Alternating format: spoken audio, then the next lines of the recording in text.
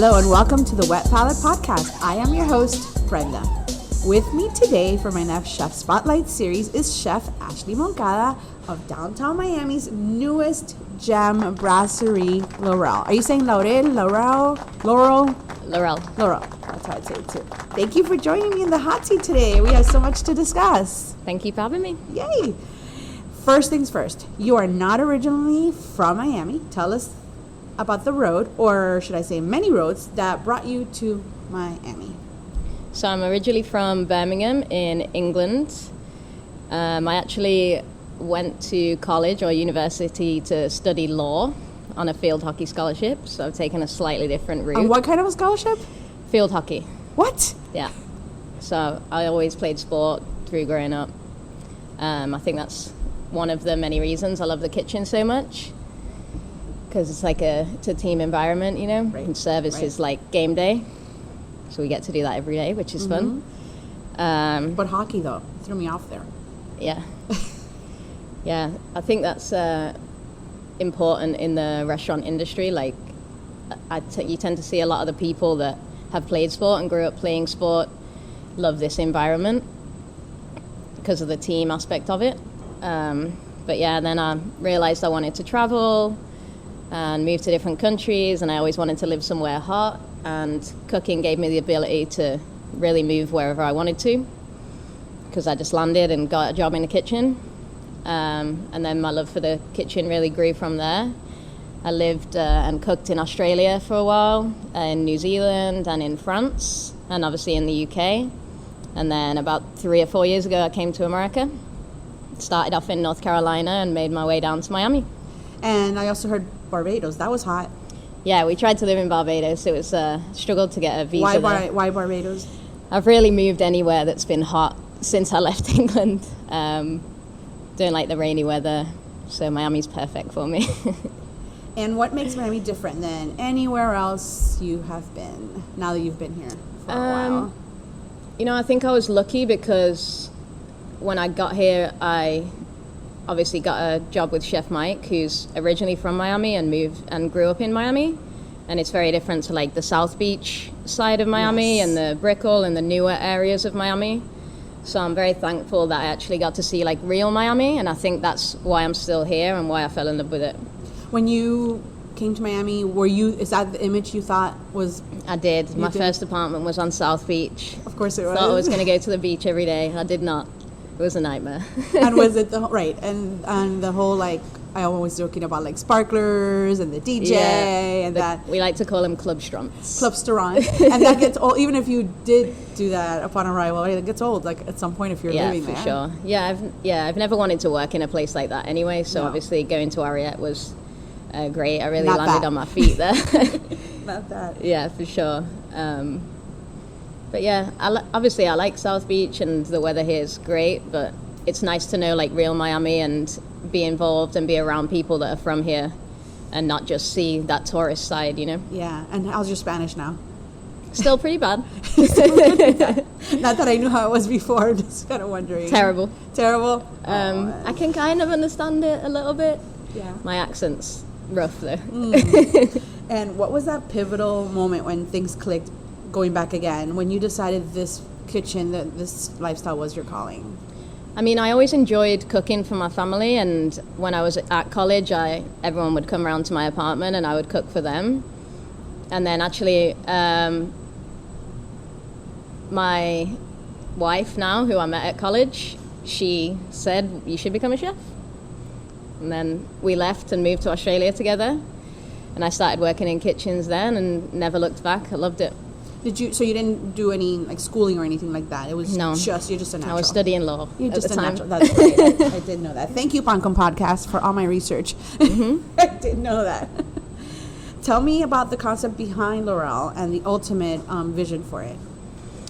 So it's kind of similar to Ariete in terms of we use classic French technique, but obviously this is more French forward, French heavy. We really wanted to just bring back like nailing mother sauces and like rich flavors and simple on the plate, but not necessarily simple in like the back end. So we wanted to take like au poivre sauce, classic brasserie flavors, and just nail those, and just give Miami a little bit of that classical French food that sometimes it lacks, you know. And the ultimate vision for it? I mean, the ultimate vision is obviously to elevate a classic brasserie style French cuisine and bring it up to Michelin level. Might happen sooner than later. How is Laurel different from day one? I know, how long has it been open already? So we opened December 2nd. December. Yeah. So have you already seen it be very different than from when you first started? No, Not we were really lucky to have a very strong opening team. Like the majority of the guys in the kitchen I'd either worked with before or they had worked with Chef Mike before. And that team has stood solid and they're still here now. The more difficult part was definitely nailing down front of house because that was a completely new team. But I think we have a very good core team now, and we got through some of the traffic, which you always have with opening, where people are coming and leaving and they're disappointed that it's not busy right away and things like that. So now we've got a super solid team now. But from day one, the kitchen team was really solid and they did a great job. I have to say that was one of my first positive, I guess, critiques is when they asked, like, how's Laurel doing? I'm thinking, well, I don't know where they have to go now because they're starting off so strong. Like, where do you go from there? Like, you're already starting so high and so great, and then where do you go from? What are you challenging yourself to do next? Just keep it forward. up. Keep moving forward. Consistency is key. I know, but I mean it's a good problem. It's a great problem. It's starting off so strong. Yeah, it was. Honestly, it was a lot easier than I thought it was going to be opening, because opening a restaurant's never easy, you know. But with the support of Brittany and Georgia and our corporate team and Chef Mike, like, it was very smooth sailing, thankfully. And so tell me about dishes that have already emerged as fan favorites. Guinea fowl. Guinea fowl is definitely a fan favorite. People tend to swing towards the beef en croûte or the Wellington just because it looks impressive, you know. Help me pronounce that. Beef en croûte. Beef en croûte. There you go. I'm like boeuf en croûte. Boeuf en croûte. In French, yeah. Boeuf en croûte. Okay. Don't know how good my French is either. So. But the guinea fowl is definitely one of my favorites. You know, having a rotisserie is a game changer for a game bird. It's just delicious, and then we get very good quality wild mushrooms. Put them back in the chicken sauce. Add some creme fraiche, fresh herbs. It's like definitely one of my favorites, and when people do order it, they do love it. Yeah. Appetizers, I would say the escargot vol au vent. Yeah, that's really good. Is definitely a favorite, and the tuna crudo that's based off a niçoise salad. Okay. I don't know if I've had that. All right, homework. What is your favorite part of what you do, and what do you enjoy the most, and what are you most proud of? One of my favorite parts now, being a manager and at the level I'm at, is seeing like the young guys grow. I have a sous chef that came from Ariete. He's only 22. His name's Alessandro, and he's just like crushing it. So it's so nice to see that. He started with us in one of his first kitchen jobs, and he's already a sous chef, and he's doing an incredible job. So that's very rewarding, you know, passing that on to the younger generation and seeing them do so well. Yeah, because you're so old. Well, yeah. Teasing. I'm still young also, but it's nice. How old are you? Let's tell the listeners how old you are. I'm 29. I could ask once you hit 40. I can't ask anymore, but I could ask. Maybe we're still in the same generation, but you know, it's nice to see people moving up within our company. It's nice to promote within the company, and we try to do that. One of my other favorite parts is probably being in the weeds in service. Yeah. Really being like under the gun, as long as obviously everything's still going well and not burning down. But being in that push in service is really one of my favorite parts of the job. And then I would say behind that, creating food and seeing it go out to tables and seeing the reactions, the wow head nod from people. It's another favorite for sure. I like the table that we're actually recording in. We're recording at Laurel, and I have a perfect view of the kitchen, and I've sat here before, been lucky to sit here before, and I love it from the other way too, because I love seeing just the focus, and it's a I always call it a calm chaos. Yeah. You know, and I don't see anyone sweating, and no one's cursing, and no one's throwing pans around.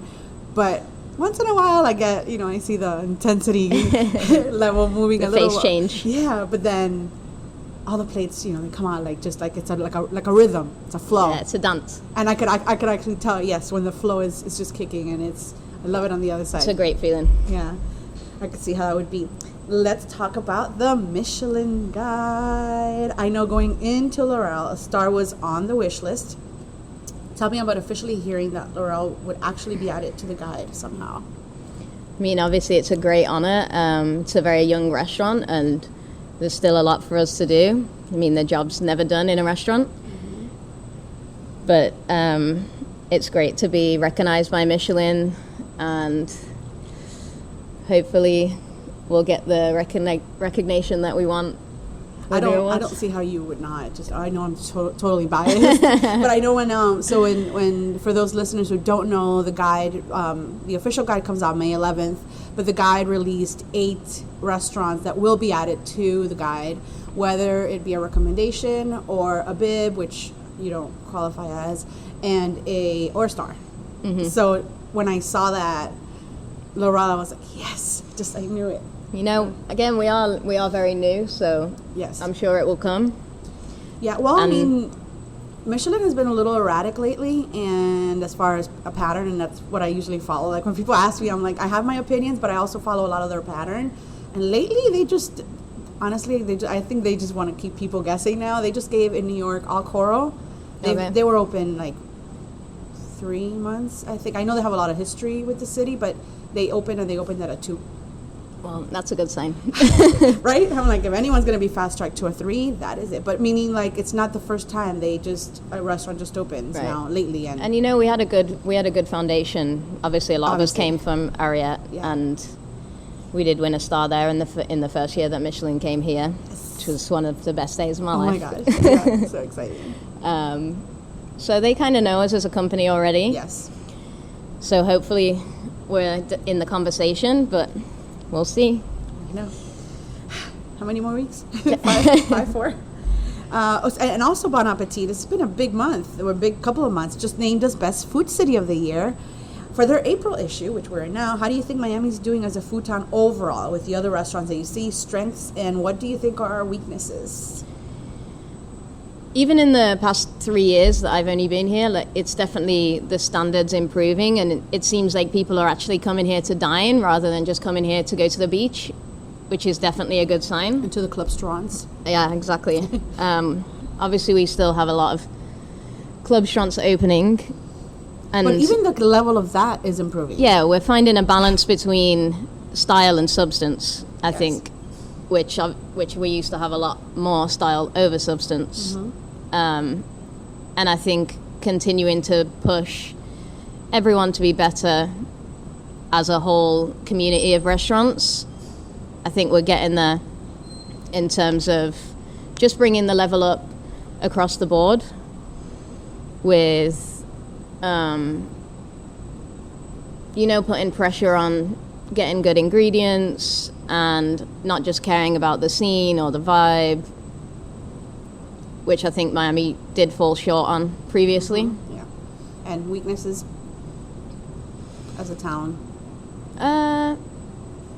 Mainly that, just educating the diners on, wanting to have like a dining experience, and things like tasting menus and actually going for the food and being aware that we're getting local ingredients from farms and we're getting good quality meat and good quality seafood rather than just we're on vacation and we're just going to find a spot to hang out, To pop in, get a reservation.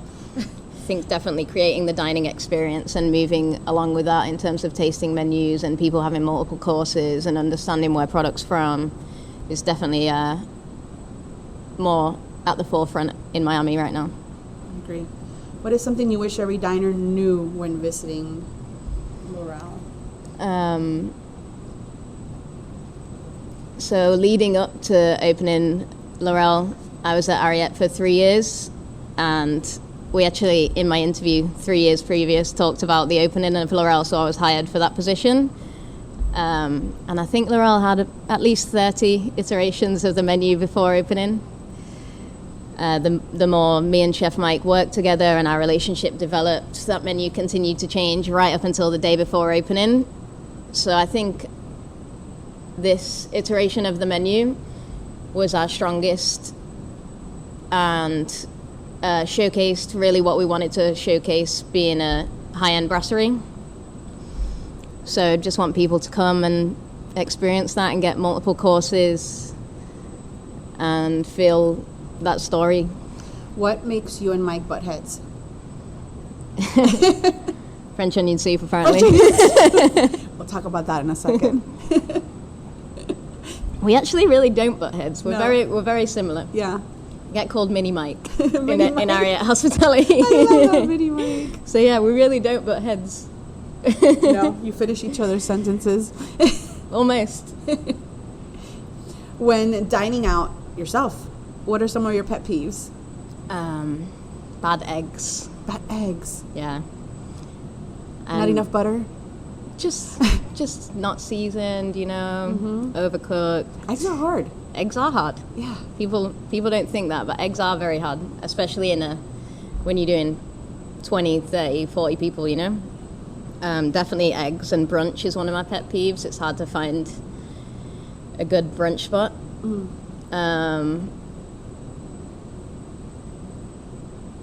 Other than that, I like to eat at casual places where you know what you're going to get. But I think eggs are my biggest pet peeve for sure. And you just opened brunch here, right? Recently? We did. How's that going? It's good. It's not as busy as we'd like it to be yet, but... Yeah, and summer's coming, so it's maybe a little tricky. Yeah, I think it's definitely the area as well because of the foot It's all traffic, as really we new. mentioned. It's all really new. There's still a lot of building work going on in the daytime, so... Luckily on Sunday, it's not as loud out there. Be busy this Sunday with Easter. Yeah. Probably going to get busy. Hopefully. What do you like to eat on a regular basis? Trash food. I was going to say McDonald's, Taco Bell, Burger King. No, I like ramen, tacos, Yeah. Mexican, stuff that, like I said, that you go and you know what you're gonna get. Yeah. And obviously I spend majority of my life around fancy food, Right. if you want to call it that. Yeah, so like you're going to go home and cook a foie. Exactly. Yeah. What do you like to do in your time off? I like to go to the beach. Should do that more. Take advantage of living in Miami. And now that you don't live at the beach, Exactly. you want to go to the beach. Yeah. I have 2 dogs, Okay. so spending time with them. We do like to go out and spend time in the city checking out other spots. I like Little Havana a lot, Cafe La Trova, and Lung Yai Tai, like casual places like that. I haven't made it there yet. I know. It's very Bad good. Miami. It's very I good. know. Where do you want to be 5 years from now? Goals. I'd like to still be in the company, next to Chef Mike, probably opening another restaurant. Saying that we're never going to do it again, but we are. Yeah. In Broward. Please. I'll work on it. I just want to continue to grow with this company. I think, obviously, it's growing quickly. And I'd like to move up to the corporate level and work alongside Chef on improving all of the restaurants. And just continue to make great food. I think Continue to be a part of the Michelin Guide. Definitely doing those things right now. I'm a fan. Will we ever see the French onion soup on the menu, Mike? And can you tell me about how there you butted heads a little bit. Yeah, French onion soup is a classic, and it's a great classic. And we did butt heads over that because Chef Mike wanted to make a twist on that classic. Shocker. But, that was actually one of the first things I made in a kitchen. I used to go to a small little French cafe. There was a creperie that had French onion soup on the menu.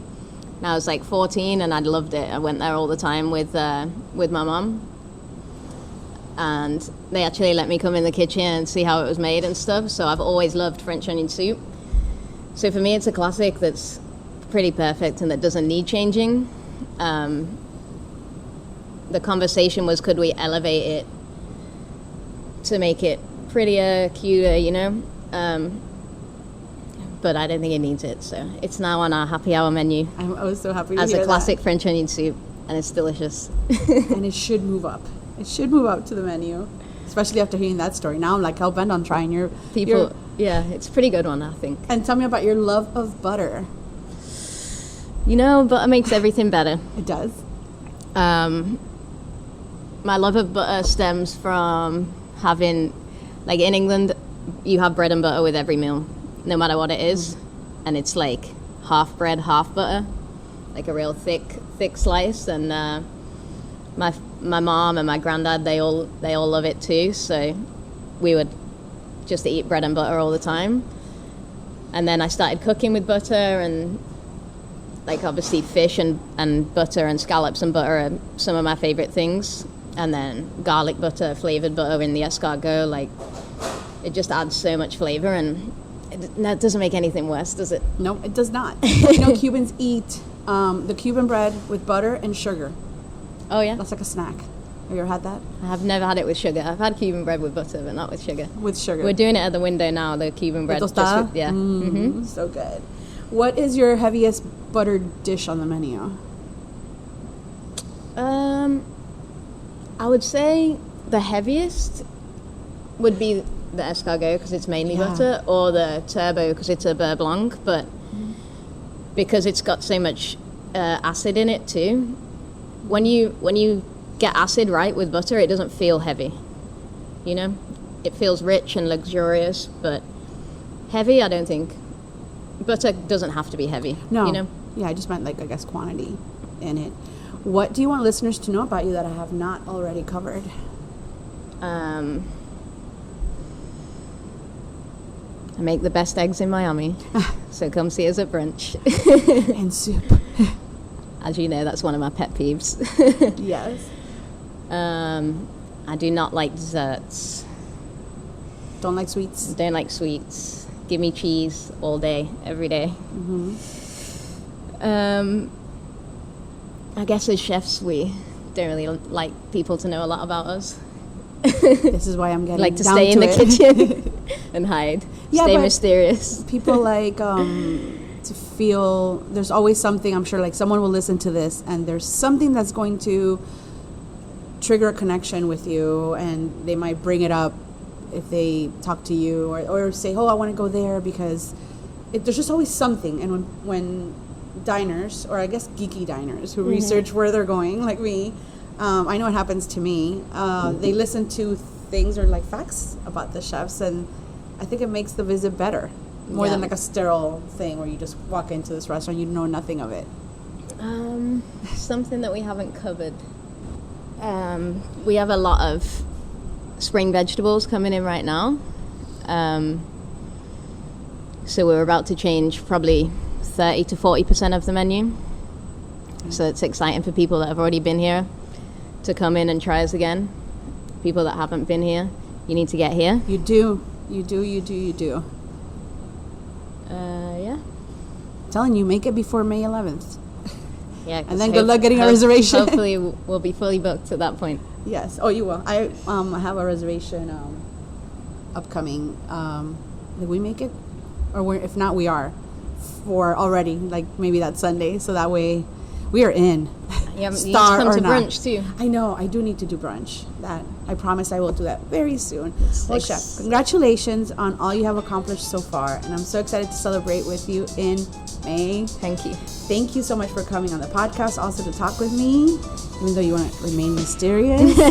Hopefully the listeners got a little bit of a glimpse into Ashley. And for you, the listener, thank you for tuning in. I hope you enjoyed this episode. Come visit my social media, mostly Instagram and Twitter, where I post daily. Your support is always appreciated. Send me your thoughts, ideas, likes, or even gripes. I love hearing from you all at thewhetpalette@gmail.com.